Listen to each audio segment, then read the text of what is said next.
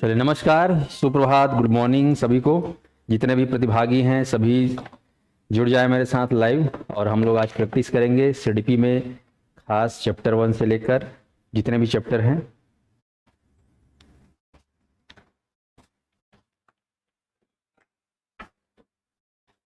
Paper के हिसाब से अब जो समय बचे हुए हैं, आप देख रहे हो काफ़ी कम समय बचा हुआ है, तो हमको फटाफट प्रैक्टिस करना है। एक ही वीडियो में हम सी टेट के लिए जो सीडीपी करेंगे फटाफट उसको कंप्लीट करेंगे। ठीक है जी, आप लोग तैयार हो कि नहीं बताएंगे मुझे। क्वेश्चन का आंसर देने के लिए सभी लोग तैयार रहेंगे फटाफट।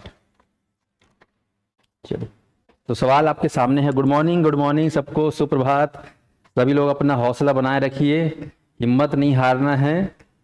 पेपर देख रहे हो कितना स्तर को अपग्रेड कर दिया गया है, तो आपको भी अपग्रेड रहना है। बहानाबाजी, एक्सक्यूज से कोई मतलब नहीं है।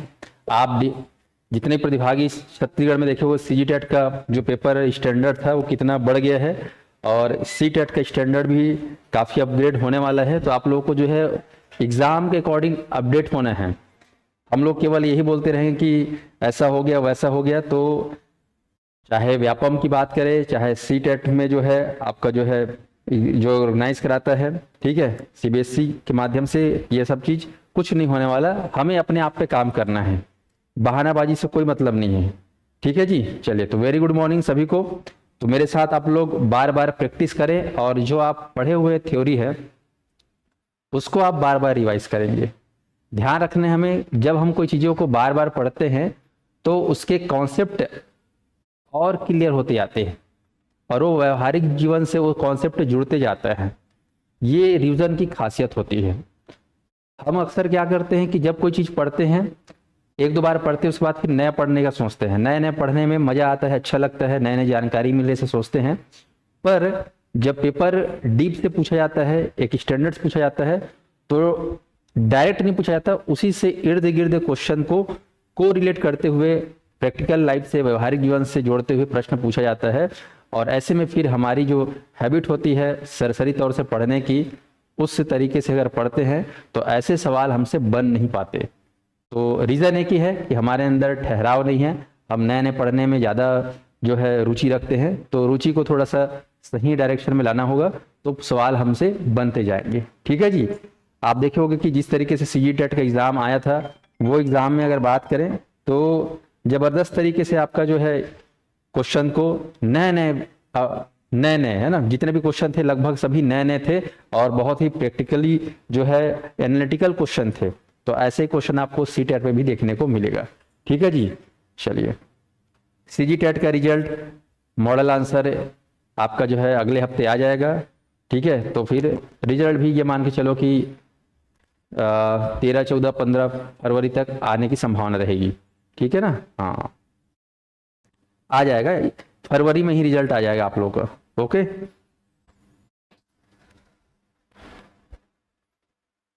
हाँ, ये यहाँ पर बोल रहे हैं सीजीटेट में मेरा 74 आ रहा है सर, 105 क्वेश्चन बन पाया टाइम करके। यही तो दिक्कतें हैं। हम बार बार यही कहते हैं आप लोगों को हर एमसीक्यू के दौरान, कि आप लोग प्रैक्टिस किया करो। Test series, mock test series, model test practice किया करो। टेस्ट सीरीज में आप लोग क्या चाहते हो कि हम जो टेस्ट सीरीज में क्वेश्चन आए वही फंसने वाला वो चीज़ नहीं है। मेन ये है कि हम क्या इतने सारे लेंदी सवालों को विद इन टाइम में सॉल्व कर पा रहे हैं। इसकी प्रैक्टिस सबसे ज़्यादा जरूरी है आज के समय में। एसएससी देख लो, रेलवे देख लो, ठीक है, जितने भी सीबीटी मोड में जो एग्ज़ाम होते हैं, उन सब में टाइम का जो है सबसे बड़ा खेल है। हमारी स्पीड इतनी धीरे है कि हम क्वेश्चन पढ़ने में ही हमारा समय निकल जाता है, ये बहुत कुछ। तो इसकी वजह से जानते हुए भी हमसे कई सवाल छूट जाते हैं, और ये अभी के एग्ज़ाम में देखने को मिला है। स्पीड नहीं है, पढ़ने में स्पीड नहीं है, जल्दी डिसीजन लेने में स्पीड नहीं है। तो इसलिए आपको ध्यान रखना है कि अपने आप को स्पीडली, शुरू से ही स्पीड बढ़ा कर रखना है। आप जब एग्ज़ाम में बैठेंगे तो एकदम स्मूथली नहीं, स्पीड आपका शुरू से अच्छा होना चाहिए, तब जाके आप जो है 150 सवालों को पढ़ पाएंगे, रीड कर पाएंगे और सॉल्व कर पाएंगे। और ये आप सभी को करना है, ध्यान रखिएगा। यही हमारी कमी से हमारा पेपर बिगड़ा है, इसका ध्यान रखें। बोर्ड की जगह से नहीं, 1 नंबर कम हो रहा है, 2 नंबर कम हो रहा है, 4 नंबर कम हो रहा है, तो अभी सीजी टेट हो गया है। सी टेट आपको एक मौका दे रहा है, ये आपके लिए अपॉर्चुनिटी है कि सुधर जाओ और अच्छे मानसिकता के साथ, दृढ़ संकल्प के साथ 7 फरवरी और 8 फरवरी को जो होने वाला है सैटरडे संडे को, उसमें अपना जो है बेहतर दीजिए ताकि आप शिक्षक भर्ती के लिए एलिजिबल हो जाए। अभी भी आपके पास मौका है, हिम्मत नहीं हारना है, अपने आप को परिपक्व करिए और जाके अच्छे से स्पीडली जो है सॉल्व करिए। ठीक है जी। हाँ, तो आप एक चीज ध्यान रखना कि सीटेट जो है छत्तीसगढ़ के शिक्षक भर्ती में मान्य रहेगा। ओके, बाकी केवीएस एनवीएस और जो भी सेंट्रल लेवल पे टीचिंग एग्जाम होते हैं उसमें तो मान्य है ये सीटेट, लेकिन शिक्षक भर्ती छत्तीसगढ़ में भी सीटेट मान्य रहेगा। इसको मैं आप लोगों की इस मंच के माध्यम से बता रहा हूँ। तो अभी भी मौका है, आप लोग अच्छे से 7-8 को जो होने वाला एग्जाम है उसमें पूरा 150 को पढ़ के सॉल्व करके आप लोग को आना है, छोड़ना नहीं है। हाँ बिल्कुल सर जी, एक का कमेंट आ रहा है कि सर जी आप जो पढ़ाए थे उसी से आया था, बहुत अच्छा था, सीडीपी कोई तुक्का नहीं लगेगा, जो पढ़ेगा वही निकले। बिल्कुल, ऐसे प्रश्नों में पढ़ने वालों को सफलता मिलती है, तुक्का मारने वालों को कम सफलता मिलती है, तुक्का वालों को सफलता नहीं मिलती। तो यहाँ पर हम पढ़कर पास हों, शॉर्टकट हमारा ना हो, हमारा लाइफ जो है बिल्कुल सही डायरेक्शन होना चाहिए। ठीक है जी। तो चलिए अब शुरू करते हैं। जितने भी अभ्यर्थी जुड़े हुए हैं मेरे वीडियो को लाइक कर दीजिएगा। और क्लासेस में मैं अक्सर लिखा के समझा के पढ़ाता हूं, उसके पीछे यही रीजन रहता है कि आपका कॉन्सेप्ट अच्छा हो। आजकल जो प्रश्न आ रहे हैं वो कॉन्सेप्ट बेस पे आ रहे हैं। और 2 महीने पहले की बात है, सीटेट के पेपर को लेकर बड़े बड़े विशेषज्ञों का कहना था कि इस बार हम सीटेट में प्रश्न जो पूछेंगे वो विश्लेषणात्मक तरीके का होगा, आपका जो है तथ्यात्मक नहीं होगा। यानी कि डायरेक्ट आपको फैक्ट नहीं पूछेगा बल्कि कॉन्सेप्ट पूछेगा, चाहे वो ईवीएस का हो, चाहे आपका एसएसटी का हो, चाहे आपका सीडीपी का हो। तो आपको ध्यान रखना है कॉन्सेप्चुअल रहेगा, चाहे इंग्लिश लैंग्वेज की बात करें, हिंदी, ये सारे चीज तो आप लोग को कॉन्सेप्चुअल तरीके से रीड करना है। तो चलिए शुरू करते हैं हम सीडीपी को आगे बढ़ाते हुए। शिक्षक भर्ती के लिए बैच प्रारंभ हो चुकी है नए सिलेबस के साथ। चलिए सवाल आपके सामने हैं, ये सारे चीजों को करेंगे, पिछले बार कराया था। चलिए शुरुआत है वृद्धि और विकास साथ, फटाफट करेंगे। कोशिश करिए अभी आधे घंटे में आप लोग 1 मिनट में एक क्वेश्चन को सॉल्व करो। ओके, चलिए पहला सवाल है डेवलपमेंट स्टार्ट फ्रॉम, विकास शुरू होता है पूर्व प्रसवावस्था, शैशवावस्था, पूर्व बाल्यावस्था, उत्तर बाल्यावस्था। बताइए फटाक से बताइए कमेंट करके, विकास शुरू होता है कब से? पूर्व प्रसवावस्था, शैशवावस्था, पूर्व बाल्यावस्था, उत्तर बाल्यावस्था। कमेंट करेंगे फटाफट। विकास को लेकर है, ध्यान रखेंगे विकास।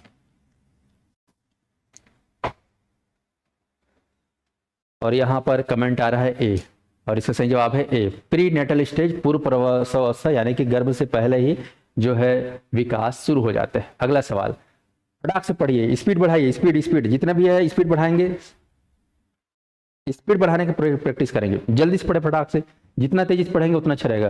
कौन सा शब्द बच्चे की शारीरिक वृद्धि को सबसे अच्छी तरह वर्णित करता है? गुणात्मक, संकल्पनात्मक, मात्रात्मक, असंगठित।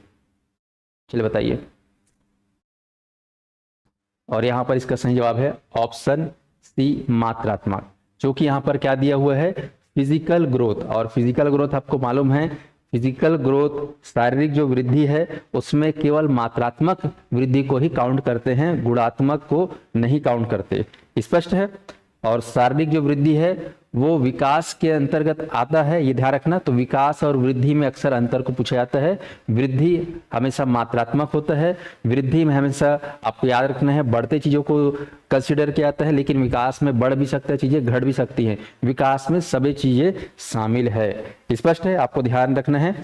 वृद्धि आपको आंखों से पूर्ण रूप से दिखाई देगा, लेकिन विकास हो रहा है कि नहीं हो रहा है ये जरूरी नहीं कि हर बार आपको स्पष्ट दिखाई दे। इस चीज को ध्यान रखना, विकास स्पष्ट भी हो सकता है, अस्पष्ट भी हो सकता है। और वृद्धि स्पष्ट दिखाई देगा, आपको बढ़ रहा है, इंक्रीज हो रहा है, ये आपको ध्यान रखना है। और ध्यान रखने की जो वृद्धि होता है वो हमेशा बाहरी होता है। आपको ध्यान रखना, वृद्धि जो होता है अगर पूछा जाए तो उसका जो स्वरूप होता है वो बाहरी होता है, लेकिन विकास बाहरी के साथ साथ आंतरिक होता है, ये आपको ध्यान रखना है। ठीक है, आंतरिक के साथ साथ बाहरी भी होता है आपका विकास, ये आपको ध्यान रखना है।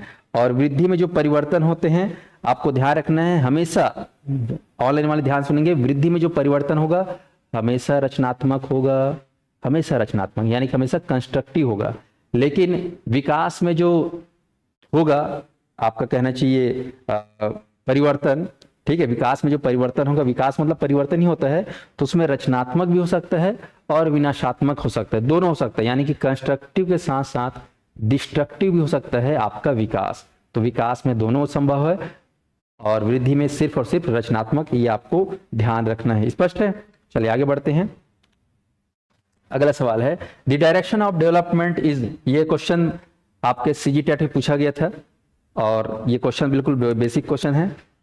चलिए, विकास के सिद्धांत में आपको ध्यान रखना है, ये विकास की दिशा के सिद्धांत से संबंधित है। हम पढ़ते हैं कि विकास के जो सिद्धांत है उसमें विकास की दिशा का सिद्धांत सबसे महत्वपूर्ण है, उसके बाद समान प्रतिमान का सिद्धांत इंपॉर्टेंट है, निश्चित क्रम का सिद्धांत होता है शामिल, तो जो है खास सिद्धांत होते हैं उनमें से विकास की दिशा का सिद्धांत, विकास का समान प्रतिमान का सिद्धांत, निश्चित क्रम का सिद्धांत, निरंतरता का सिद्धांत, सामान्य से विशिष्टता का सिद्धांत, व्यक्तिगत विभिन्नता का सिद्धांत, वंशानुक्रम और वातावरण का सिद्धांत, ये सारे सिद्धांत जो है विकास से जुड़े हुए हैं, डेवलपमेंट से जुड़े हुए हैं। तो चलिए फटाक से बताइए इसमें आंसर क्या होगा, और लोगों का जवाब जो है आ रहा है ए और बी, यानी कि option C is the correct. तो याद रखिए सिफेलोकॉडल, आप सभी लोग याद रखिए सिफेलोकॉडल, ठीक है, जिसको क्या बोलते हैं टॉप टू बॉटम, सिर से पैर की ओर जो है विकास होता है। इसको रट लो, जीवन भर के लिए अनुभव कर लो, ध्यान रखें, नीचे से ऊपर नहीं, ऊपर से नीचे। और दूसरा क्या है आपको ध्यान प्रॉक्सिमो डिस्टल, तो प्रॉक्सिमो डिस्टल आपको ध्यान रखना है, यहाँ पर जो विकास होगा प्रॉक्सिमो डिस्टल मतलब क्या होता है, इसका मतलब आपका केंद्र से परिधि की ओर, ठीक है, केंद्र से परिधि की ओर। और सीजीटेट में इस पे सवाल आया था आपका जो कलाई से उंगली की ओर, तो कलाई से उंगली की ओर जो बढ़ रहा है वो किस तरीके का डेवलपमेंट है, तो कलाई से उंगली वाला आपका सिफेलोकोडल नहीं बोलना, उसको क्या बोलना है प्रॉक्सिमो डिस्टल। तो प्रॉक्सिमो डिस्टल मतलब केंद्र से परिधि की ओर जो वृद्धि होती है वो है प्रॉक्सिमो डिस्टल, ये विकास की दिशा से जुड़ा हुआ है। तो सिफेलोकोडल और प्रॉक्सिमो डिस्टल ये दोनों विकास की दिशा के सिद्धांत से जुड़ा हुआ ये कॉन्सेप्ट है, ध्यान रखिएगा कॉन्सेप्ट बेस पे। आगे बढ़ें, अगला सवाल, विकास का अपेक्षित परिणाम क्या है? अंग्रेजी वाले अंग्रेजी में पढ़ लेंगे, मैं हिंदी पढ़ रहा हूं ताकि फटाफट हो। विकास का अपेक्षित परिणाम क्या है? ऑप्शन है किसी की बुद्धि में वृद्धि होना, परिपक्वता और अनुभव को दर्शाना, किसी की दक्षता में सुधार और किसी की ऊंचाई में इंच में जोड़ना। तो विकास का अपेक्षित परिणाम क्या है बताइए फटाफट, जितने भी अभ्यर्थी हैं, क्या होगा इसका सही जवाब? विकास का अपेक्षित परिणाम क्या है? अपेक्षित परिणाम रिजल्ट क्या है? तो यहां पर इसका सही जवाब है, याद रखेंगे, परिपक्वता और अनुभव। जब डेवलपमेंट होता है एक बच्चे के भीतर तो उसका रिजल्ट क्या दिखता है? हम रिजल्ट के रूप में उसके अंदर परिपक्वता आ जाती है और उसके अंदर कई सारे चीजों का अनुभव आ जाता है। अगला सवाल, चले, सेफेलोकॉडल जिसको हम सिराभिमुख भी बोलते हैं, ठीक है, मस्तकाधिमुखी भी बोलते हैं, ठीक है, तो इसको आपको बताना है कि सेफेलोकॉडल का अर्थ क्या होता है? अतीत से भविष्य तक, सिर से पैर तक, जन्म से मृत्यु तक, शरीर से केंद्र की बाहर के। फटाक से बताइए एक नजर में। और यहां पर इसका सही जवाब है ऑप्शन बी, सिर से पैर तक, from the head to the toes. अगला है मानव विकास के 3 प्रमुख क्षेत्र क्या हैं? मानव विकास के 3 प्रमुख क्षेत्र, ऑनलाइन वाले फटाक से देखेंगे, मानव विकास के 3 प्रमुख क्षेत्र क्या हैं? 3 प्रमुख क्षेत्र क्या होंगे बताइए? प्रमुख है ना, यहां पर देखेंगे, बड़ा अच्छा क्वेश्चन है, लगभग इसमें आपको सारे क्वेश्चन के ऑप्शन सही लगेंगे, लेकिन आपको सबसे बेस्ट ऑप्शन को सेलेक्ट करना है।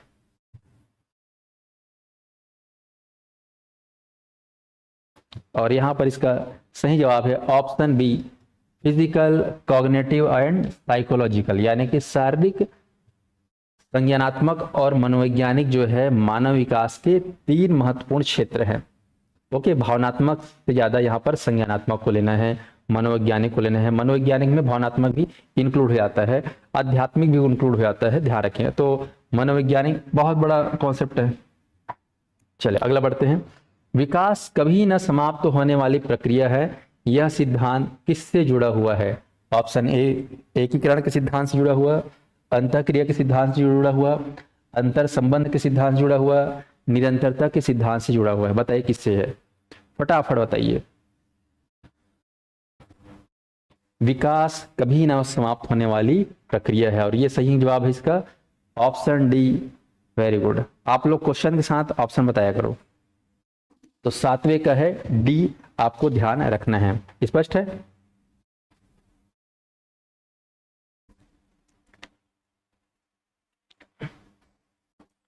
अगले सवाल की ओर बढ़ते हैं। मानव वृद्धि एवं विकास की समझ शिक्षक को सक्षम बनाती है।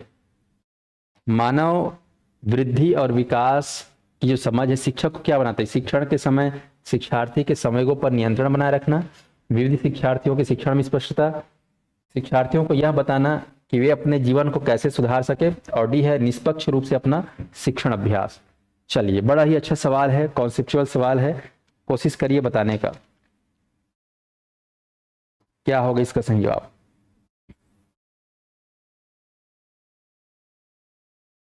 मानव वृद्धि एवं विकास की समझ जो है क्या दर्शाता है?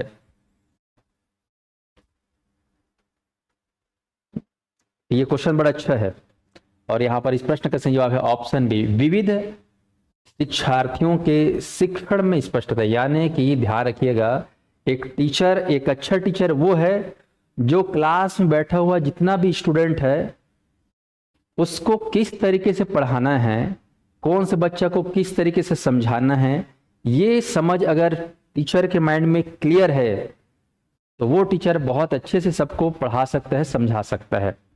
और सबको एक जैसे मान के पढ़ा लेगा तो सबको एक जैसे समझ में नहीं आया, क्योंकि सब एक जैसे होते ही नहीं बच्चे। तो ध्यान रखेंगे, मानव वृद्धि और विकास की समझ एक शिक्षक के भीतर है, ठीक है, तो वो विविध शिक्षार्थियों यानी कि विविध प्रकार के जो स्टूडेंट है उनको वो अच्छे से क्या कर सकता है? टीचिंग कर सकता है, करा सकता है। चलिए, अगला सवाल है, बच्चों के सामाजिक विकास को प्रभावित करने वाले कारक कौन कौन से हैं? ऑप्शन ए आर्थिक तत्व, बी सामाजिक परिवेशजन्य तत्व, सी शारीरिक तत्व, डी वंशानुगत तत्व। चलिए, क्या होगा इसका सही जवाब? ऑनलाइन में जितने विद्यार्थी ट्राई करिएगा। 9th का क्या होगा? सामाजिक विकास को प्रभावित करने वाले कारक क्या है? शारीरिक तत्व, वंशानुगत तत्व, आर्थिक तत्व, क्या है बताइएगा।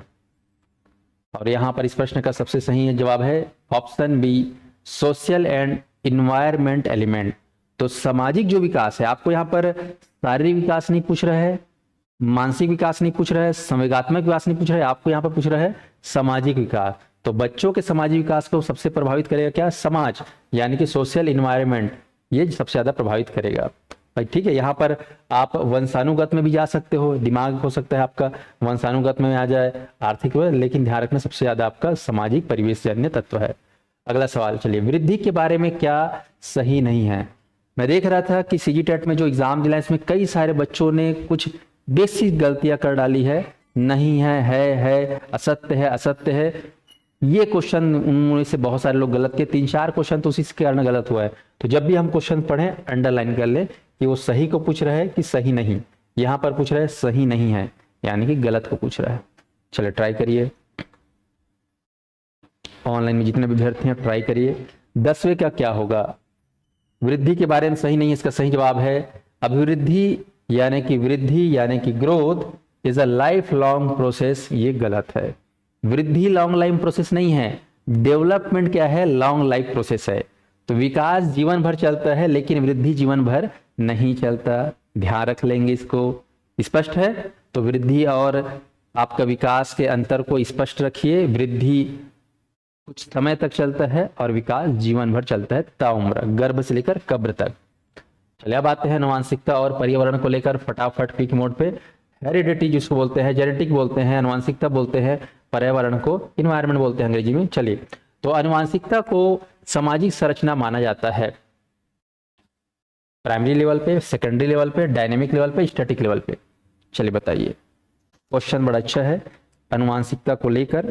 ठीक है, ध्यान रखना, आनुवांशिकता प्रत्येक व्यक्ति के व्यवहार और व्यक्तित्व जो होता है वो एक दूसरे से भिन्न होता है, और इस भिन्नता का जो वर्गीकरण हुआ है वो आनुवांशिकता और वातावरण के कारण होता है।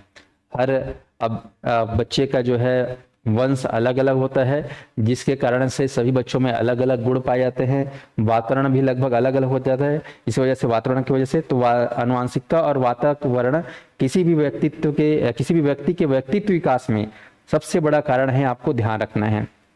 आनुवंशिकता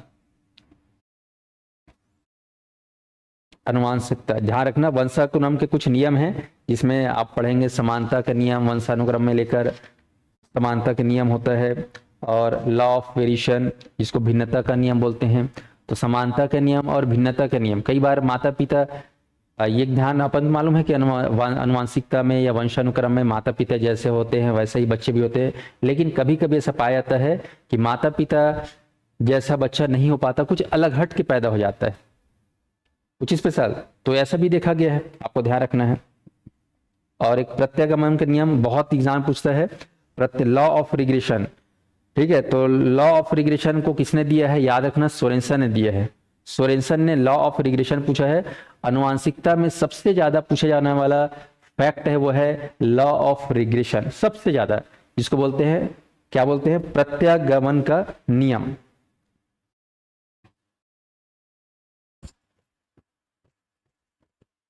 उदाहरण के रूप में आपको ध्यान रखना है, कई बार जैसे तीव्र बुद्धि वाले माता पिता है, मम्मी पापा दोनों एकदम शार्प माइंड है, लेकिन जरूरी नहीं कि बच्चा जो है शार्प माइंड, वो बच्चा कम तीव्र शार्प माइंड नहीं है, वो ऐसा होता है। कई बार क्या प्रतिभाशाली माता पिता के बच्चे कम प्रतिभाशाली हो सकते हैं, ये प्रवृत्ति जो है प्रत्यागमन कहलाता है, ध्यान रखना है। प्रत्यागमन या लॉ ऑफ रिग्रेशन ये है कि जैसा माँ बाप है वैसा बच्चा हो, ऐसा जरूरी नहीं है। तो इसको क्या बोलते हैं, प्रत्यागमन का नियम या फिर लॉ ऑफ रिग्रेशन, विलोम का नियम भी बोलते हैं, ठीक है जी, उल्टा हो जाता है यहाँ पर, आपको ध्यान रखना है। और भिन्नता में ध्यान रखना, भिन्नता में भिन्न भिन्न हो जाता है, माता पिता कुछ अलग है, बच्चा कुछ हटके हो गया। ऐसा नहीं कि माता पिता कुछ और है और उसके जस्ट अपोजिट होना, ये है प्रत्यागमन के नियम। और भिन्नता में अंतर याद रखना कि भिन्नता में तो कुछ अलग हटके होगा, भिन्नता में विलोम होना जरूरी नहीं है, लेकिन प्रत्यागमन में विलोम होता है, ये आपको ध्यान रखना है। स्पष्ट, जैसे माता पिता हाइटेड हो गए लेकिन बच्चा बौना हो गया, ये भिन्नता का नियम नहीं होगा, ये क्या होगा, आपका लॉ ऑफ रिग्रेशन है, ऐसा कह सकते। माता पिता बहुत टैलेंटेड है, बच्चा भूखा हो गया, तो उसको बोलेंगे प्रत्यागमन का नियम, तो ये आपको ध्यान रखना है। तो आनुवंशिकता में 3 सबसे खास नियम माने गए हैं, एक आपका जो है लॉ ऑफ रिग्रेशन या समानता का नियम, दूसरा आपका लॉ ऑफ वेरिएशन में भिन्नता का नियम। एक मिनट, सॉरी।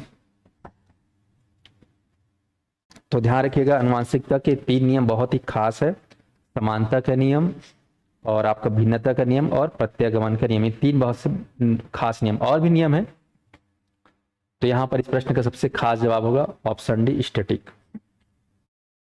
आनुवंशिकता को सामाजिक संरचना माना जाता है स्टैटिकली। आगे बढ़े,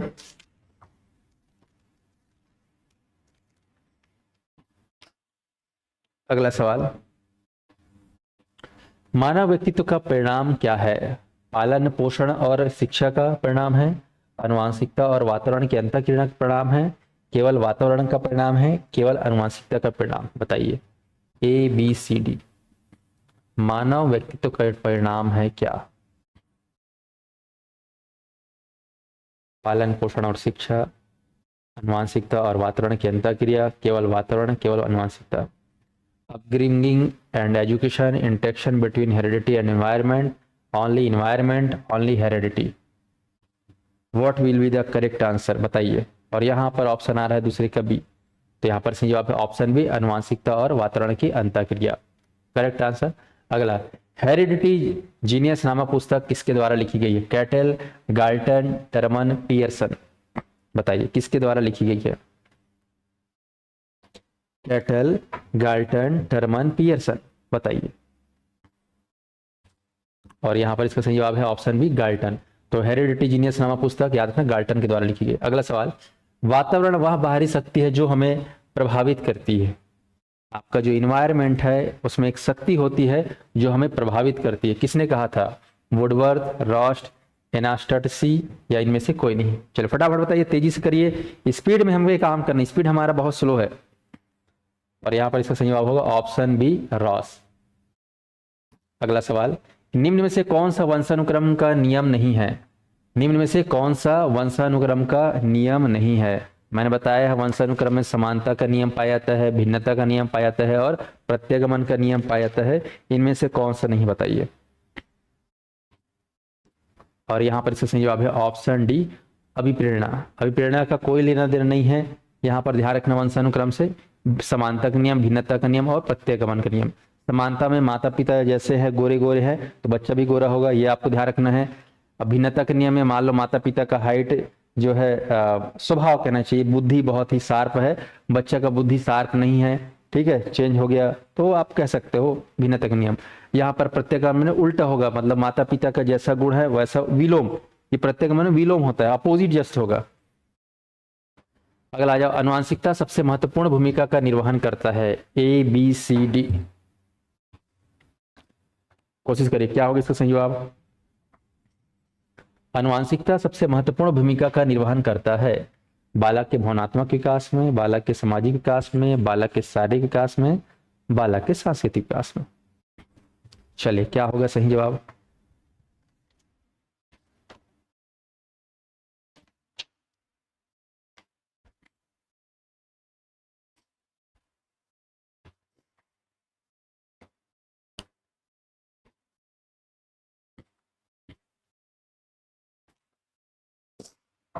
चलिए, और यहां पर इसका सही जवाब होगा ऑप्शन सी बालक के शारीरिक विकास में। तो बड़ा ही अच्छा क्वेश्चन है। आपका जो हेरिडिटी है वो खास कर जुड़ा हुआ है बालक के शारीरिक विकास में। लगभग सभी का सही जवाब आ रहा है। अगले सवाल की ओर बढ़ते हैं। मानव विकास के संदर्भ में आनुवंशिकता और पर्यावरण की भूमिका के बारे में कथनों में कौन सा सही है? चलिए फटाक से पढ़िए, स्पीड बढ़ाइए। क्या होगा इसका सही जवाब?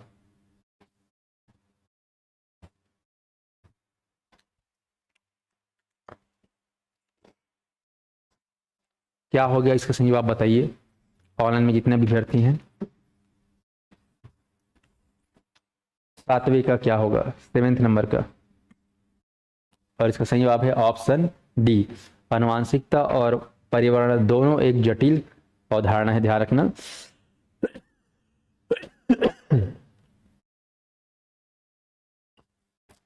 बाकी ये गलत है, मानव विकास को न तो आनुवंशिकता न ही पर्यावरण प्रभावित कर, बिल्कुल गलत है। पर्यावरण जो परिवेश होता है उसका प्रभाव पूर्ण रूप से एक व्यक्ति के विकास को निर्धारित करता है। तो केवल परिवेश आपको ध्यान रखना, आनुवंशिकता का भी बहुत बड़ा रोल है। विभिन्नताओं का एकमात्र कारण आनुवंशिकता है। तो अलग होने की जो क्वालिटी देखते हैं हम बच्चों में, वो उसका सबसे बड़ा कारण या एकमात्र कारण आनुवंशिकता ही गलत है। वातावरण भी बहुत बड़ा कारण है। तो यहाँ पर ध्यान रखना, आनुवंशिकता और वातावरण, आनुवंशिकता और पर्यावरण दोनों की वजह से जो है ये हम देख पाते हैं। स्पष्ट है। अगला सवाल, वंशानुक्रम के संदर्भ में गलत कथन कौन सा है? गलत कथन, सभी लोग ट्राई करिए, गलत कौन सा इसमें से। वंशानुक्रम जो है बालक का लिंग निर्धारित करता है, यह शारीरिक संगठन में महत्वपूर्ण योगदान देता है और यह जुड़वा बच्चों की जन्म में योगदान देता है। इसमें रुचि, अभिवृत्ति, पसंद नापसंद तथा मानसिक एवं संज्ञानात्मक भावना समावेशित होती है। गलत कथन कौन सा बताना है वंशानुक्रम के संदर्भ में? गलत कथन, चलो बताइए क्या होगा इसका सही जवाब। स्पीड बढ़ाइए, स्पीड, रीडिंग स्पीड आपको बढ़ाना है। आपका रीडिंग स्पीड अगर अच्छा नहीं होगा तो आप जो है जानते हुए भी सवाल छोड़ के आएंगे और हड़बड़ी में आप कुछ भी तुक्का मार के आओगे। तो ऐसा गलती नहीं करना है भाई। 8 तारीख का जो सीटेट, 7 तारीख का जो सीटेट एग्जाम है उसके लिए आप लोग स्पीड पे काम करेंगे मेरे साथ। Okay everybody be ready. चलिए, और यहां पर सही जवाब 8वें का डी लगा रहे हैं। यहां पर वंशानुक्रम के संबंध गलत कथन क्या है? Option D, option D. Okay, तो यहां पर D is the correct answer. Okay, अगला है, उस मनोवैज्ञानिक का नाम बताइए जिसने कहा है कि मानव विकास को आनुवंशिकता प्रभावित करती है। मनोवैज्ञानिक का नाम, कुछ कुछ स्टेटमेंट वाले सवाल कभी कभी पूछे जाते हैं। पियर्सन, गाल्टन, वॉटसन, डार्विन, फटाक से बताइए। और यहां पर इसका सही जवाब है ऑप्शन बी, गाल्टन ने। तो गाल्टन ने कहा है कि विकास को जो है क्या प्रभावित करता है, अनुवांशिकता प्रभावित करता है, गाल्टन ने कहा है। अगला, चल, विभिन्न पहलुओं जैसे कि भाषा, अर्थव्यवस्था, शिक्षा और मानव सभ्यता के विभिन्न पहलू, ये सब सामूहिक रूप से क्या कहा जाता है? ये जीवन सहायक वातावरण, सामाजिक वातावरण, जैव भौतिक वातावरण, प्राकृतिक वातावरण। चलिए फटाक से बताइए क्या कहा जाता है ये।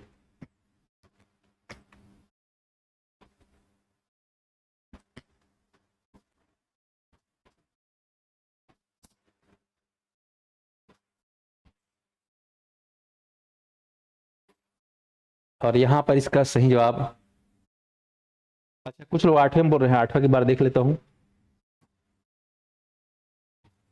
वंशानुक्रम समय गलत कथन में कौन सा है? अच्छा डी। एक काम करना, इसमें सबसे जो बेस्ट आंसर है वो सी होगा ना, जुड़वा बच्चों के जन्म में योगदान देती है, ये गलत कथन है, आपको ध्यान रखना, ये गलत है। निम्न से गलत कथन कौन सा है? तो ये सी होगा, डी नहीं होगा, आपको ध्यान रखना है, डी को मत लेना, C is the correct answer. Okay, धन्यवाद जिन्होंने क्वेश्चन को लिए थोड़ा सा वो किया। ये गलत आंसर है, सी होगा। ओके, आगे बढ़ते हैं, सुधार लेना। अगला है, विभिन्न पहलुओं जैसे कि भाषा, अर्थव्यवस्था, शिक्षा और मानव सभ्यता के विभिन्न पहलुओं का आदि सामूहिक रूप से क्या कहा जाता है? ओके, ए नहीं होगा, 8वां, 9वां, 10वां। तो 10वां क्या होगा आपका? सी, बायोफिजिकल इन्वायरमेंट, जैव भौतिक वातावरण, ये आपको ध्यान रखना है। ओके, चलिए आगे बढ़ते हैं। संज्ञानात्मक विकास, चाचा जीन प्याजे को लेकर आते हैं हम लोग। तो जीन प्याजे लेकर याद रखिएगा, स्विट्जरलैंड के महान मनोवैज्ञानिक जीन प्याजे, जिन्होंने नैतिक विकास को लेकर सबसे पहले उन्होंने रिसर्च पे काम किया था, लेकिन उनका ध्यान संज्ञानात्मक विकास की ओर बढ़ा और संज्ञानात्मक विकास के जनक कहे गए जीन प्याजे जी।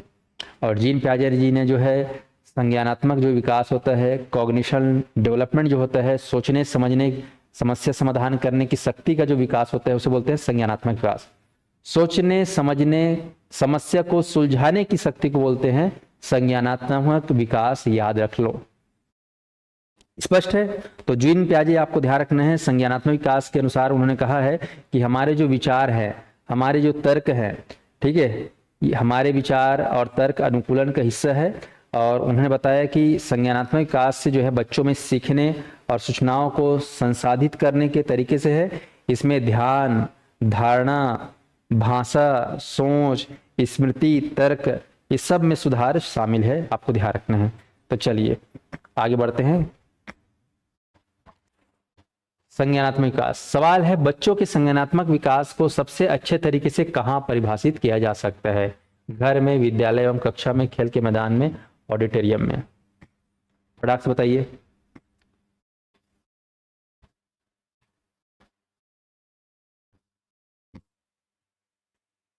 और यहां पर इसका सही जवाब है ऑप्शन बी, विद्यालय एवं कक्षा में। ठीक है, विद्यालय एवं कक्षा में, आपको ध्यान रखना है।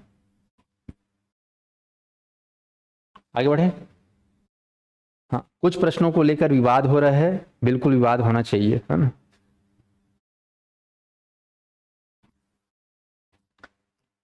अगला आ जाइए, संज्ञानात्मक विकास में वंशानुक्रम निर्धारित करता है क्या?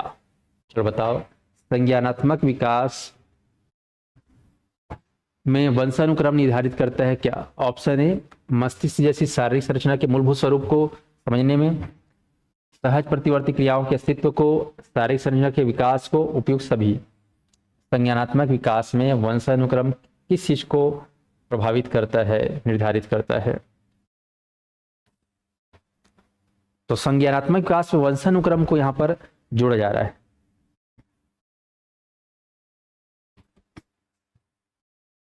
सभी अभ्यर्थी ध्यान दीजिए।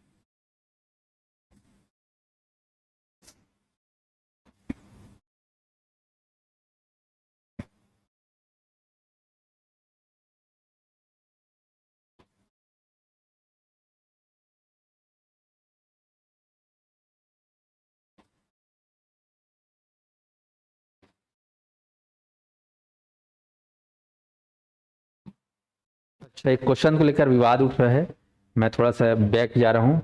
ये वाला है ना, इसमें मैं थोड़ा सा मैं इसको और क्लियर करूंगा। ये वाला 8वां वाला, इसमें बहुत ज्यादा विवाद उठ रहा है।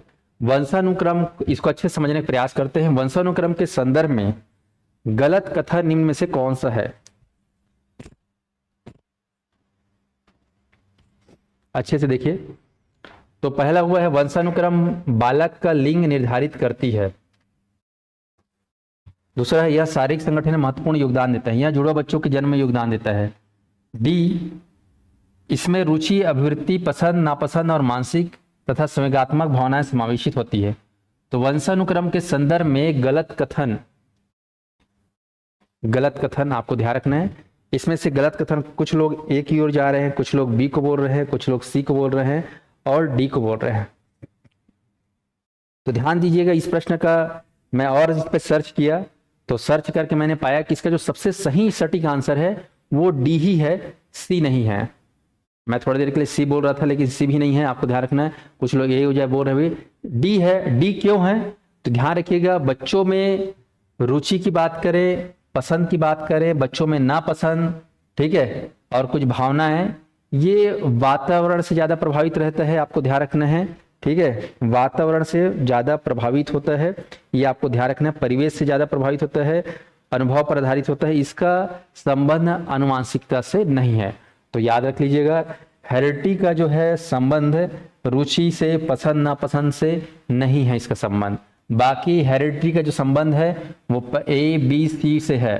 करेक्ट आंसर, फिर से एक बार ध्यान दीजिए, मैं भी इसमें उलझ गया था, पर आप लोग एग्जाम हॉल में मत उलझना, ध्यान रखना। वंशानुक्रम के संदर्भ में गलत कथन कौन सा है आपका?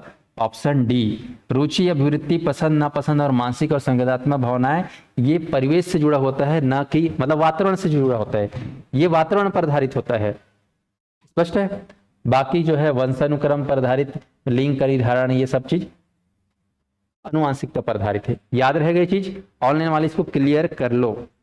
क्लियर, ये संबंधित है वातावरण से, इन्वायरमेंट से, और ये किससे संबंधित है? वंशानुक्रम से। हम पढ़े हैं, दो चीजें सबसे खास रहता है मानव विकास में, बाल विकास में, नंबर 1 पे अनुवांशिकता, नंबर 2 पे वातावरण। तो यहाँ पर अनुवांशिकता नहीं होगा, यहाँ पर होगा वातावरण। स्पष्ट हुआ? चलिए, बहुत अच्छा। कहीं पे कुछ दिखता रहता है बोल दिया करो, हम उस पर अच्छे से रिसर्च करके डिस्कस करेंगे। चलिए, ये हो गया आप लोग का। इस क्वेश्चन पे हम लोग बात कर रहे थे, संज्ञानात्मक विकास में वंशानुक्रम निर्धारित करता है। Option A B C D. चलिए, अब क्लियर हुआ? ऑनलाइन वालों को क्लियर हुआ कि नहीं हुआ? ठीक, आगे बढ़िए अब मेरे साथ।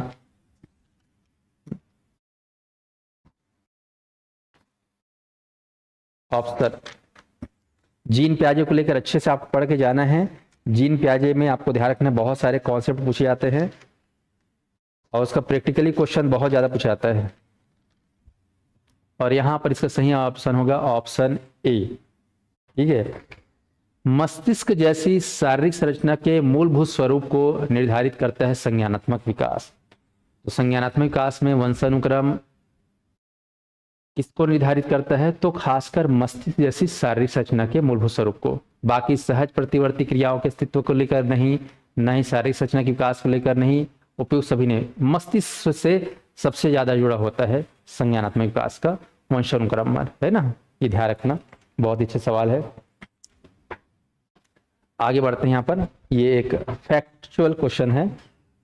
पियाजे के अनुसार 2 से 7 वर्ष की आयु का एक बच्चा संज्ञानात्मक विकास के कौन से चरण में है, कौन से अवस्था में? फटाक से बताइए, फटाक से बताइए क्या होगा। जीन पियाजे को लेकर आपको ध्यान रखना है।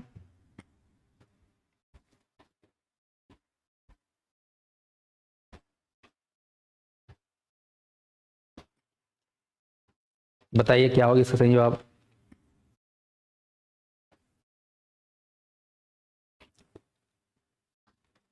बताओ बताओ बताओ बताओ।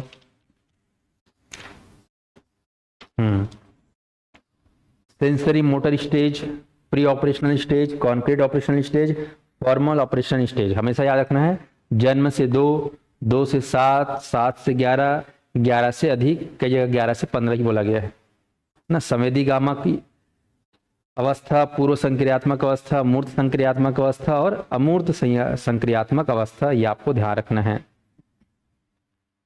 और यहाँ पर जवाब जो आ रहा है वो है आपका ऑप्शन है पूर्व संज्ञानात्मक। बहुत बढ़िया।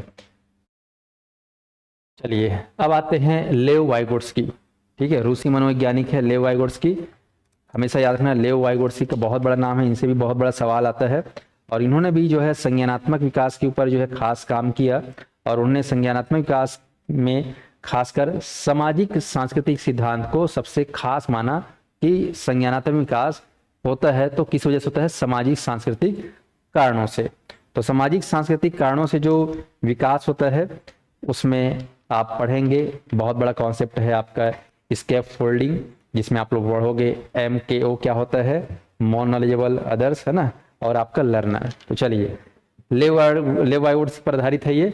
तो यहाँ पर लेव वाइगोट्स्की के अनुसार संज्ञानात्मक विकास का मूल कारण क्या है, उद्दीपक अनुक्रिया युग्मन, सामाजिक अंतःक्रिया, मानसिक प्रारूप यानी कि स्कीमा का समायोजन या संतुलन। फटाक से बताइए क्या होगा इसका जवाब। जितने लोग देख रहे हैं वीडियो को लाइक जरूर कर देंगे भैया, कंजूसी ना करें, वीडियो को लाइक कर देंगे। चैनल अगर नया दिख रहा होगा तो कृपया सब्सक्राइब कर लीजिएगा। इस चैनल में आप लोग को सी टेट्स और जितने भी टेट है और शिक्षक भर्ती की संपूर्ण तैयारी के लिए जो है हमारी संस्थान निरंतर संचालित है कई वर्षों से। आप लोग हमारे टीम के साथ जुड़कर विशेष रूप से तैयारी करें, टेस्ट सीरीज दिलाएं। और आप लोगों के लिए मैं फ्री टेस्ट CG टेट में आप लोगों को फ्री टेस्ट दिया गया था, वैसे ही सी टेट के लिए भी ऑनलाइन फ्री टेस्ट आप लोग को मिलेगा। इसके लिए आप लोग ऐप को डाउनलोड कर लीजिएगा। कुछ मॉडल टेस्ट आप जरूर दिलाइएगा, हमारे ऐप पर अवेलेबल रहेगा। ये आप लोगों को संडे को स्पेशल दिलाना रहेगा। संडे तो एग्जाम है, कल दिलाना, ठीक है, आज भी कल भी दिला सकते हो। चलिए, और यहाँ पर इसका सही जवाब है सामाजिक अंतःक्रिया। तो हम जानते हैं कि लेव वाइगोट्स्की का संबंध किससे है, सामाजिक विकास होता है, इससे सोशल इंटरेक्शन होने की वजह से। अगला, चलिए, इनमें से कौन सा संज्ञानात्मक विकास का पहला चरण है। पहला चरण pre operational, sensory motor, concrete operation और आपका फॉर्मल ऑपरेशन। बताइए, फटाक से बताइए। अगर फ्री टेस्ट नहीं दिख रहा है तो संस्थान के हेल्पलाइन नंबर पे कॉल कर लीजिएगा, किसी को अगर नहीं दिख रहा है तो हेल्पलाइन नंबर पे। और यहाँ पर इसका सही जवाब है सेंसरी मोटर। आपको ध्यान रखना है, संवेदी गामक अवस्था जो है सबसे पहला स्टेज है और इसकी खासियत होती है, इसमें हम क्या पाते हैं शुरू में, आपको ध्यान रखना है, इसमें बच्चे जो है जो भी उनका मानसिक विकास होता है, बौद्धिक विकास होता है, संज्ञानात्मक विकास होता है, उसका सबसे बड़ा उसका साधन है इंद्रिया, है ना। तो ज्ञानेंद्रियों के माध्यम से वो सीखता है, आपको ध्यान रखना है, ज्ञानेंद्रिय उसका सबसे बड़ा साधन है। जिसमें आप पढ़ोगे 6 चरण होता है, खास 0 से 1 को प्रतिक्रिया बोलते हैं। उसके बाद प्रारंभिक वित्तीय अनुक्रिया 1 से 4 महीने तक का। उसके बाद 4 से 8 को जो है बोलते हैं गौड़ वृत्तीय अनुक्रिया। और आपका है चौथा आपका गौड़ अनुक्रियाओं का समन्वय 8 से 2 महीना कह सकते हो। उसके बाद आपका 8 से 12 महीना, 12 से 24 महीना को बोलते हैं हम लोग 5वीं अवस्था तृतीय वृत्तीय अनुक्रिया। और 6वीं जो अवस्था है, अंतिम अवस्था संवेदी गामक अवस्था के अंतर्गत, अब वो है आपका प्रारंभिक प्रतिनिधित्वात्मक सोच। तो याद रखना, जो हमारा संवेदी गामक अवस्था है पहली अवस्था, उसके अंदर 6 उपचरण हैं। प्रश्न आता है कि कितने चरण है उपचरण, तो आपको याद रखना 6 उपचरण हैं, जिसमें ड्यूरेशन जन्म से 1 महीना, 1 से 4 महीना, 4 से 8 महीना, 8 से 12 महीना, 12 से आपका 24 महीना। स्पष्ट है, तो ये आपको ध्यान रखना है, 6 अवस्था होती है पहले चरण के भीतर। अगला है संज्ञानात्मक प्रगति सामाजिक विमर्श के माध्यम से की जाती है, सिद्धांत किसने दिया था। संज्ञानात्मक प्रगति, फटाफट फटाफट फटाफट। और यहां पर इसका सही जवाब होगा ऑप्शन डी वाइगोट्स्की। तो यहाँ पर ध्यान रखना, जब भी बात करेंगे सामाजिकता के माध्यम से संवेगात्मक विकास हो रहा है तो वो सिद्धांत किसने दिया है? वाइगोट्स्की ने। चलिए अगला क्वेश्चन, संज्ञानात्मक विकास के बारे में वाइगोट्स्की का दृष्टिकोण क्या है? फटाक से पढ़िए। उन्होंने विकास को अपने पाठ्यक्रम के दौरान परिवर्तन के विषय में रूप में देखा। उन्होंने प्रस्तावित क्रिया के बौद्धिक विकास को ऐतिहासिक और सांस्कृतिक संदर्भ के रूप में समझा। पढ़िए फटाफट और जवाब दीजिए।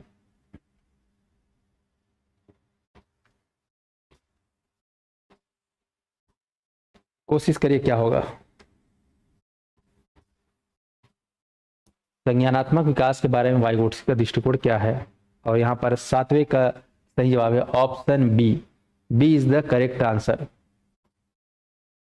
अगला क्वेश्चन, कौन सा मापदंड या कौन सा स्टैंडर्ड संज्ञानात्मक और सांस्कृतिक दोनों पहलुओं के अंतर्गत आता है?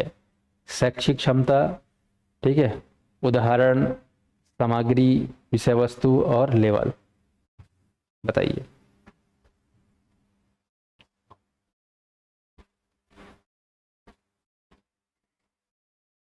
कौन सा मापदंड? 8वें क्वेश्चन, और 8वें का होगा आपका ए। 8वां का क्या होगा आपका? ए इज द करेक्ट आंसर।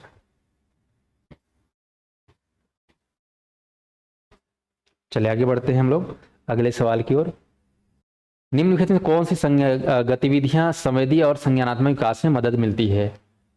संवेदी और संवेगात्मक विकास में मदद मिलती है।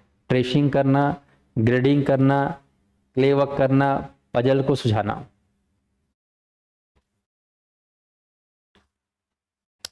संवेदी प्रारंभिक स्तर से संबंधित है आपका।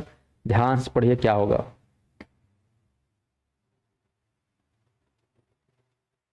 निम्नलिखित में कौन सी गतिविधियों से संवेदी और संज्ञानात्मक विकास में मदद मिलती है? क्या है ना, विच out of the following mentioned activities help in sensory and cognitive development? तो सेंसरी एंड कॉग्निटिव डेवलपमेंट के लिए सबसे बेस्ट क्या है? और यहां पर से याद रखना पजल। क्या है? Puzzle. Very very important question. अगला, संज्ञानात्मक विकास के किस चरण में संक्षिप्त गणितीय संकल्पना विकसित की संभावना होती है एक बालक में? एक बालक को लेकर पूछा गया है। संक्षिप्त गणितीय संकल्पना, मैथमेटिकल जो कॉन्सेप्ट है वो कौन से स्टेज में हम पाते हैं? ऑप्शन आपके सामने है, फटाक से पढ़िए और जवाब दीजिए।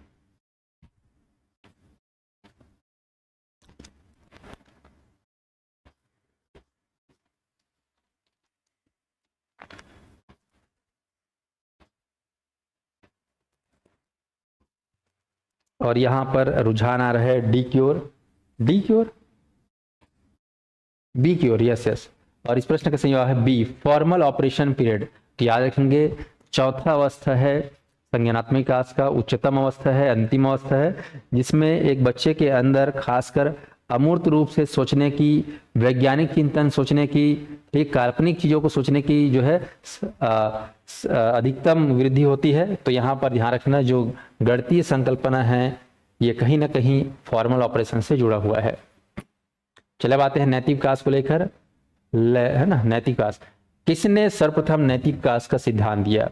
प्याजे, कोहलबर्ग, गिलिगन। बताइए नैतिक विकास का संबंध किससे है? फटाफट बताइए, नैतिक विकास को लेकर सवाल है।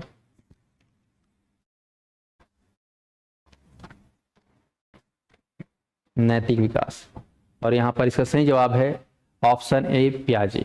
कई लोग बी मार के आते हैं, बहुत ही गलत। आपको ध्यान रखना है, कोहलबर्ग का नाम सबसे ज्यादा पॉपुलर रहा है नैतिक विकास को लेकर, लेकिन उससे भी पहले इस नैतिक विकास को लेकर सर्च कौन किया? तो जीन प्याजे।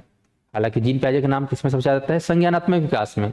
लेकिन अगर बात करेंगे सबसे ज्यादा पॉपुलर कौन हुआ नैतिक विकास को लेकर? कोहलबर्ग। स्पष्ट है।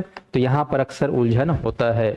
जीन प्याजे ने इस पे काम किया, लेकिन कुछ दिनों तक रुक ठहरे, उसके बाद दूसरे फील्ड में चले गए, संज्ञानात्मक पे रिसर्च करने चले गए। स्पष्ट हुआ?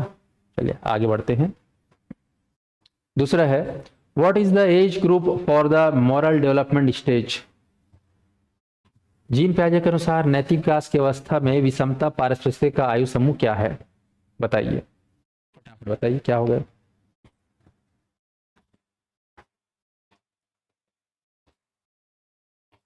जीन प्याजे ने 1935 में खास ये जानकारी दी है, ठीक है। और उन्होंने बताया कि नैतिक विकास जो है कहीं ना कहीं 6 से 7 साल की आयु में विशेष रूप से होता है। और उन्होंने बताया कि नियमों को एक बाहरी शक्ति द्वारा अप्रतिनिरपेक्ष लागू माना जाता है। उन्होंने बताया कि नैतिकता को लेकर खास जो है शुरुआत होता है 6-7 साल से। बहुत सारे उन्होंने रूल्स दिए। और यहाँ पर इस प्रश्न का सही जवाब होगा ऑप्शन सी, बेस्ट 5 से 8। तो आप देख रहे हो 6 से 7 वाला कौन सा आएगा, 6-7 मतलब ये 5 से 8 वाला आएगा। तो जीन प्याजे के अनुसार नैतिकता, विकास व्यवस्था, विषमता, पारिस्थितिक का समूह माना जाता है 5 से 8। अगला आ जाइए कोहलबर्ग। अब आते हैं मेन हीरो, नैतिक विकास के जो मेन हीरो है वो है कोहलबर्ग। तो कोहलबर्ग के नैतिक विकास सिद्धांत और उनके विभिन्न चरणों के अनुसार निम्नलिखित में से कौन सा स्तर उनके द्वारा प्रस्तावित नहीं है? पूर्व परंपरागत, पारस्परिक एकरूपता अभिविन्यास, परंपरागत, ठीक है, और आपका सामाजिक अनुबंध विधिक अभिविन्यास। कोहलबर्ग जिन्होंने शानदार तरीके से 3 लेवल दिए हैं और उसके अंदर 2-2 चरणों में टोटल 6 चरण, तो 3 स्तर और 6 चरणों के माध्यम से उन्होंने अपने सिद्धांत को प्रस्तुत किया, लॉरेंस कोहलबर्ग ने। एग्जाम में कई बार पूछा गया फैक्चुअल में कि कोहलबर्ग ने कितने स्तर बताए हैं नैतिक विकास के? तो नैतिक विकास के 3 स्तर। कितने चरण बताया है बोलने से? 6 चरण। जीवन भर के लिए याद कर लेना। पहला चरण को याद रखना, सजा और आज्ञाकारिता, ठीक है। दूसरा आपका, हाँ चलो फटाफट, मैं ज्यादा थ्योरी बात नहीं करूंगा, सीधा क्वेश्चन। और यहाँ पर इसका सही जवाब है ऑप्शन सी, पूर्व परंपरागत नहीं बल्कि परंपरागत या उत्तर परंपरागत। अगला है कोहलबर्ग के नैतिक विकास के चरणों के अनुसार निम्न अवस्था में लोग दूसरे की आशा और इच्छाओं की पूर्ति करने के संदर्भ में सही या गलत का निर्णय करते हैं। बताइए क्या होगा इसका सही जवाब?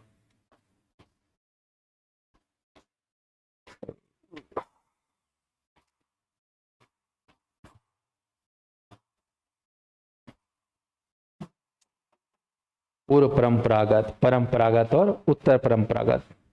प्री कन्वेंशनल, कन्वेंशन और पोस्ट कन्वेंशनल, 3 स्तर है, प्री कन्वेंशनल, कन्वेंशन और पोस्ट कन्वेंशन। हिंदी में बोलेंगे पूर्व परंपरागत, परंपरागत और उत्तर परंपरागत।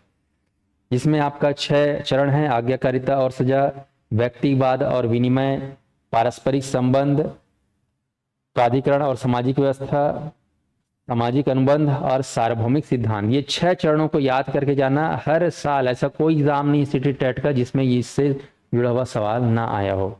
तो 6 चरण के नाम मैं फिर से बोल रहा हूँ। पहला चरण है आज्ञाकारिता और सजा, दूसरा चरण है आपका व्यक्तिवाद और विनिमय, तीसरा चरण है आपका याद ना पारस्परिक संबंध, चौथा चरण है आपका प्राधिकरण और सामाजिक व्यवस्था, और 5वां चरण है आपका सामाजिक अनुबंध, और अंतिम चरण है सार्वभौमिक सिद्धांत। तो ये 6 चरणों के माध्यम से आपको ध्यान रखना है, वेरी वेरी इंपॉर्टेंट। तो यहां पर कौन सा आएगा इसका? Option C, very good. तो सही या गलत निर्णय करने का आपको ध्यान है। स्टेज 3 आपको ध्यान रखना है, जिसमें खासकर अच्छा लड़का और अच्छी लड़की का व्यवहार व्यक्तियों को सामाजिक भूमिकाओं में भरने के रूप में देखता है। स्पष्ट। चौथा का सी आएगा इसका सही जवाब। आगे बढ़ते हैं। निम्नलिखित में से कौन सा कोहलबर्ग के नैतिक विकास के चरणों का लक्षण है? ट्राई करिए, क्या होगा इसका सही जवाब? कोहलबर्ग के नैतिक विकास के चरणों का लक्षण है चरणों का परिवर्तनशील अनुक्रम, चरण अलग अलग प्रतिक्रियाएं हैं न कि सामान्य प्रतिरूप, सभी संस्कृतियों में चरणों का सार्वभौमिक क्रम, विभिन्न चरण एक गैर पदानुक्रम में आगे बढ़ता है। क्या होगा बताइए?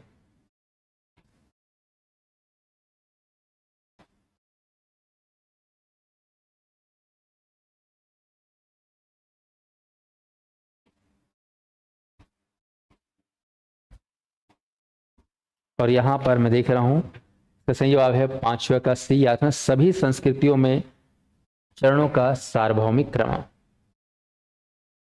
अगला है कोहलबर्ग के नैतिक विकास के चरणों में से पहला चरण कौन सा है? ठीक है, 6 चरणों में से पहला चरण फटाक से बताइए। पहला चरण कौन सा है? ऑनलाइन वाले फटाफट, अभी लगातार हमारे द्वारा एमसीक्यू चलता रहेगा, शनिवार तक आप लोग को बने रहना है। और यहाँ पर इसका सही जवाब है आज्ञा पालन और दंड। ये पहला चरण है, आज्ञाकारिता और दंड या आज्ञाकारिता और सजा। बाकी सामाजिक अनुबंध ये कौन से चरण में है? आपको ध्यान रखना, सामाजिक अनुबंध ये आपका 5वां चरण है। अच्छे पारस्परिक संबंध ये आपका 3रा चरण है। ठीक है, सामाजिक व्यवस्था को बनाए रखना, ओके, सामाजिक व्यवस्था को बनाए रखना ये आपका 4था चरण है। अगला सवाल, निम्नलिखित में से कौन सा लॉरेंस कोहलबर्ग द्वारा प्रस्तावित नैतिक विकास का एक चरण है? ऑप्शन ए प्रसुप्त अवस्था, सामाजिक अनुबंध अभिविन्यास, सी मूर्त संक्रियात्मक अवस्था, उद्योग बनाम हीनतावस्था। यहां पर पूछा गया है नैतिक विकास का एक चरण है। यहां पर अलग अलग चरणों को ज्वाइन कर दिया, आपको पहचानना है कि कौन सा कोहलबर्ग का दिया हुआ चरण है। चलिए पहचानिए। ऑनलाइन में जितने भी विद्यार्थी हैं, अभी लगातार जो है हमारे यहाँ मैराथन चलता रहेगा। फ्री टेस्ट सीरीज भी मिलेगा सीटेट के लिए, आप लोग ऐप को डाउनलोड कर लीजिएगा। जितने भी विद्यार्थी हैं ऐप को डाउनलोड कर लीजिएगा। स्पीड पे आपको काम करना है, आपको पता बहुत कुछ है लेकिन स्पीड में आपकी कमजोरी है, तो स्पीड को बढ़ाना है आपको। चलिए, और यहाँ पर बेस्ट आंसर वो है आपका सामाजिक अनुबंध अभिविन्यास, ना ही लेटेंसी, ना ही मूर्त संक्रियात्मक, ना ही उद्योग बनामहीनता। ये एरिक एरिक्सन का है, ये जीन प्याजे का है, आपको ध्यान रखना है। ओके, सही है आपका ऑप्शन बी। चलिए आगे बढ़ते हैं। अगला सवाल है, एक बच्चा कुछ घरेलू कार्य करने के लिए प्रोत्साहन की मांग करता है, कोहलबर्ग के नैतिक विकास के किस चरण से जुड़ा हुआ है? चरण 1, चरण 2, चरण 3, चरण 5। चलो बताओ क्या होगा, किससे जुड़ा हुआ है? एक बच्चा कुछ घरेलू कार्य करने के लिए प्रोत्साहन की मांग करता है, कोहलबर्ग के नैतिक विकास के किस चरण से जुड़ा हुआ है? चलिए ट्राई करिए क्या होगा इसका सही जवाब। और इसका सही जवाब है ऑप्शन बी, चरण 2। ओके, याद रखना व्यक्तिवाद और विनिमय। तो ध्यान रखना, यहाँ पर आपको ध्यान रखना है सही व्यवहार से संबंधित है, जो स्वयं के सर्वोत्तम हित में है, जैसे मानसिकता के लिए खास करिए। तो यहाँ पर इंडिविजुअलिज्म को जुड़ा हुआ आपको ध्यान रखना है। ये इंडिविजुअल से, उसको अपने से मतलब है, उसको किसी न किसी रूप में प्रोत्साहन चाहिए। अगला है, कोहलबर्ग के सिद्धांत के अनुसार नैतिक तर्क किस पर निर्भर करता है? बाह्य उद्दीपक पर, प्रशिक्षण पर, विकास के चरण पर और कॉन्टेक्स्ट पर। कॉन्टेक्स्ट मतलब विषय वस्तु, आपको ध्यान रखना है।